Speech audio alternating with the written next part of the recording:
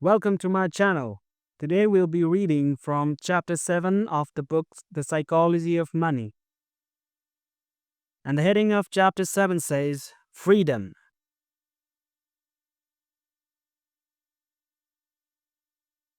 The highest form of wealth is the ability to wake up every morning and say, I can do whatever I want today. People want to become wealthier to make them happier. Happiness is a complicated subject because everyone's different. But if there's a common denominator is in happiness, a universal fuel of joy, it's that people want to control their lives. The ability to do what you want, when you want, with who you want, for as long as you want, is priceless. It is the highest dividend money pays.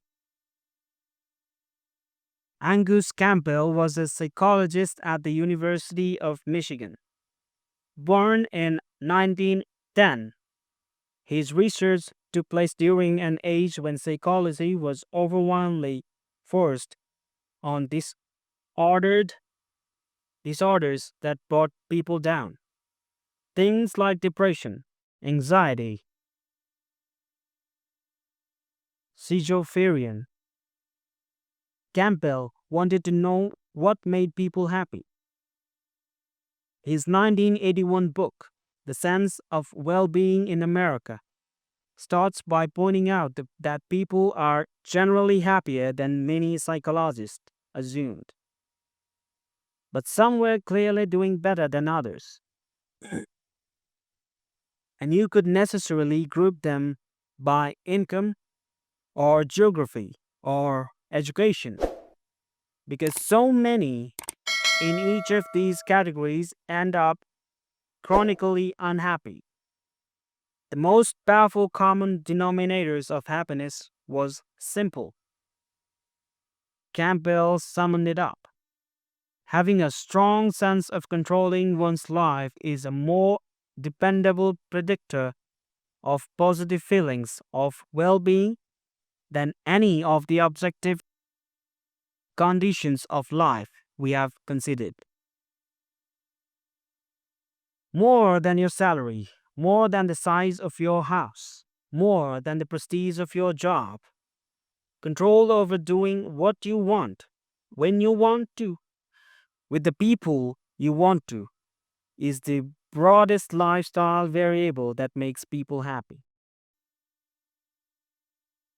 Money's greatest intrinsic value, and this cannot be overstated, is its ability to give you control over your time, to obtain, bit by bit, a level of independence and autonomy that comes from unspent assets that give you greater control over what you can do and when you can do it.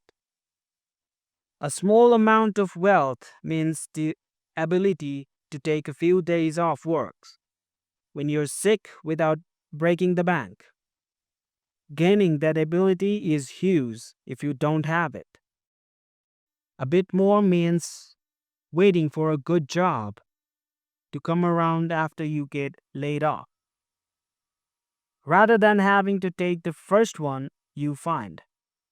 That can be life-changing.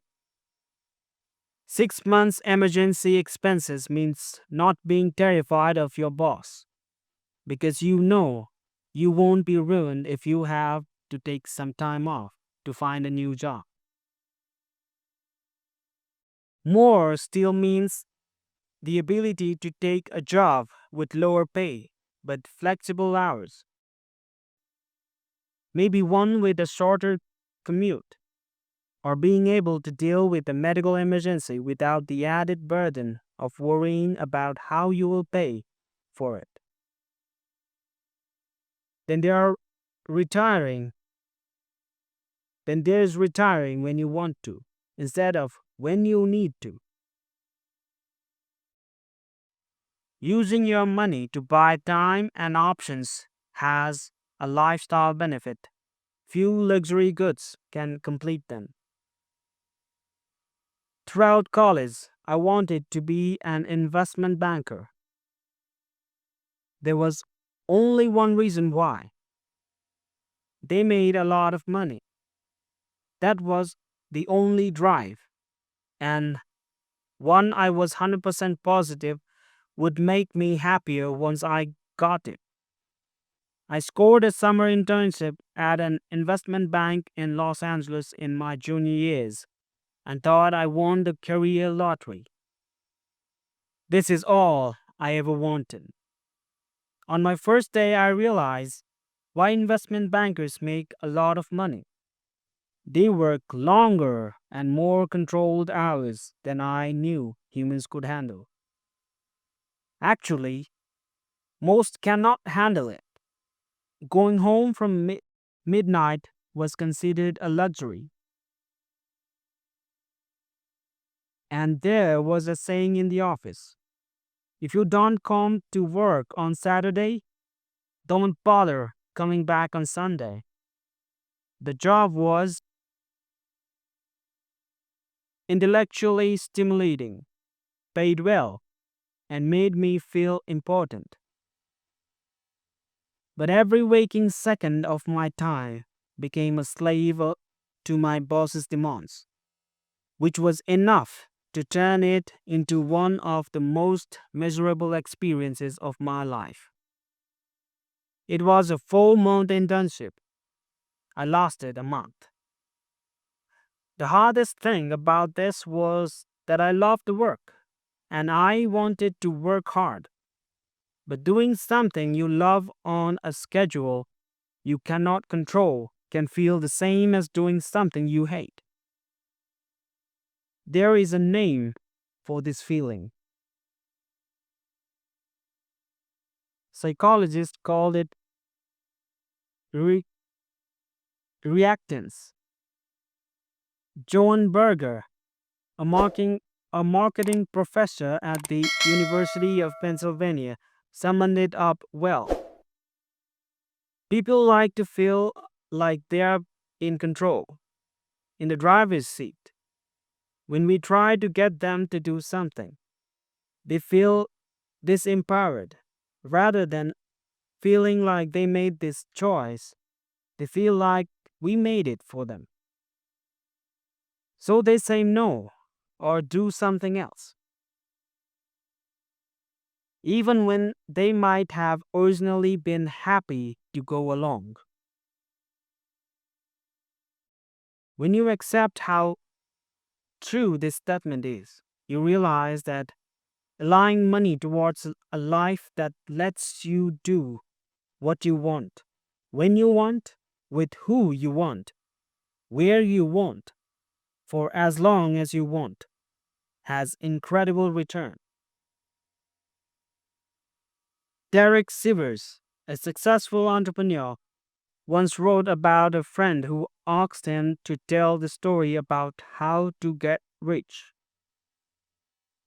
I had a day job in Midtown Manhattan paying $20,000 per year, about minimum wage. I never ate out and never took a taxi. My cost of living was about $1,000 a month, and I was earning $18,000 a month. I did this for 2 years and saved up $12,000. I was 22 years old. Once I had $12,000, I could quit my job and become a full-time musician. I knew I could get a few gigs per month to pay my cost of living, so I was free. I quit my job a month later and never had a job again. When I finished telling my friend this story, he asked for more. I said no, that was it. He said, "No, what about when you sold your company?" I said, "No, that didn't make a big difference in my life.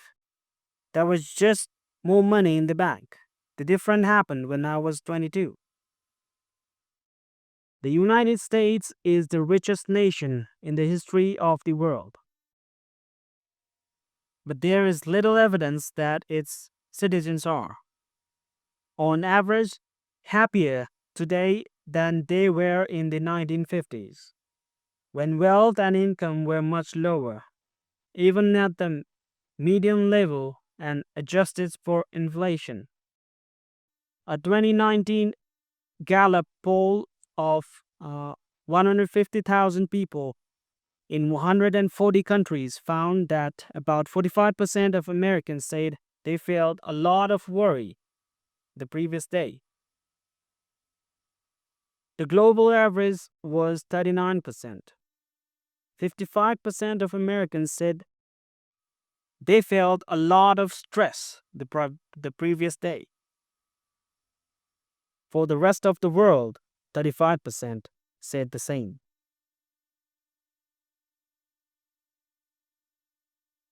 Part of what's happened here is that we have used our greater wealth to buy bigger and better stuff. But we have stimulously given up more control over our time. At best, those things cancel each other's out. Median family income adjusted for inflation was $29,000 in 1955. In 2019, it was just over $62,000. We have used that wealth to live a life hardly convincible to the 1950s American, even for a median family. The median American home increased from 983 square feet in 1950 to 2,436 square feet in 2018. The average new American home now has more bathrooms than occupants. Our cars are faster and more efficient. Our TVs are cheaper and sharper. What's happened to our time, on the other hand, barely looks like progress. And a lot of the reason has to do with the kind of jobs more of us now have. John D. Rockefeller was one of the most successful businessmen of all time. He was also a recluse, spending most of his time by himself. He rarely spoke, deliberately making himself inaccessible and staying quiet when you caught his attention. A refinery worker who occasionally had Rockefeller's ear once remarked, "He lets everybody else talk, while he sits back and says nothing." When asked about his silence during meetings, Rockefeller often recited a poem. A wise old owl lived in an oak. The more he saw, the less he spoke. The less he spoke, the more he heard. Why aren't we all like that wise old bird? Rockefeller was a strange guy, but he figured out something that now applies to tens of millions of workers. Rockefeller's job wasn't to drill wells, load trains, or move barrels. It was to think and make good decisions. Rockefeller's product, his deliverable, his deliverable wasn't what he did with his hands, or even his words. It was what he figured out inside his head. So that's where he spent most of his time and energy. Despite sitting quietly most of the day in what might have looked like free time or leisure hours to most people, he was constantly working in his mind, thinking problems through. This was unique in his day. Almost all jobs during Rockefeller's time required doing things with your hands. In 1870, 46% of jobs were in agriculture and 35% were in crafts or manufacturing, according to economist Robert Gordon. Few professions relied on a worker's brain.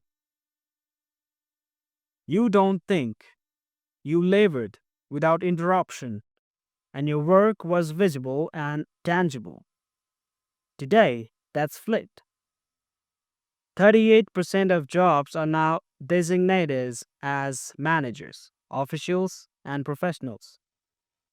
These are decision making jobs. Another 41% are service jobs that often rely on your thoughts as much as your actions. More of us have jobs that look closer to Rockefeller than a typical 1950s manufacturing worker, which means our days don't end when we clock out and leave the factory. We're constantly working in our heads, which means it feels like work never ends. If your job is to build cars, there are little you can do when you are not on the assembly line. You detach from work and leave your tools in the factory. But if your job is to create a marketing campaign, a thought based and decision based job, your tool is your head, which never leaves you. You might be thinking about your project during your commute, or you're making dinner while you put your kids to sleep, and when you wake up, stressed at 3 in the morning, you might be on the clock for fewer hours than you would in 1950. But it feels like you're working 24/7. Greg Thompson of The Atlantic once described it like this. If you operated if the operating equipment of the 21st century is a portable device, this means the modern factory is not a place at all. It is the day itself. The computer age has liberated the tools of productivity from the office. Most knowledge workers, whose laptops and smartphones are portable, all purpose media making machines, can theoretically be as productive at 2 p.m. in the main office as at 2 a.m. in a Tokyo WeWork or at midnight on the couch. Compared to generations prior, control over your time has diminished. And since controlling your time is such a key happiness influencer, we shouldn't be surprised that people don't feel much happier, even though we are, on average, richer than ever. What do we do about that?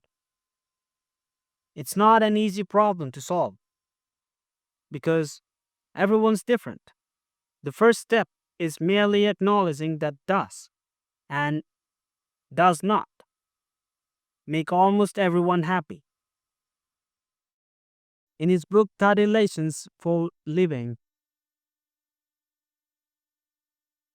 gerontologist Carl Pelimer interviewed 1,000 elderly Americans looking for the most important lessons they learned from decades of life experience. He wrote, "No one, not a single person out of 1,000, said that to be happy you should try to work as hard as you can to make money to buy the things you want.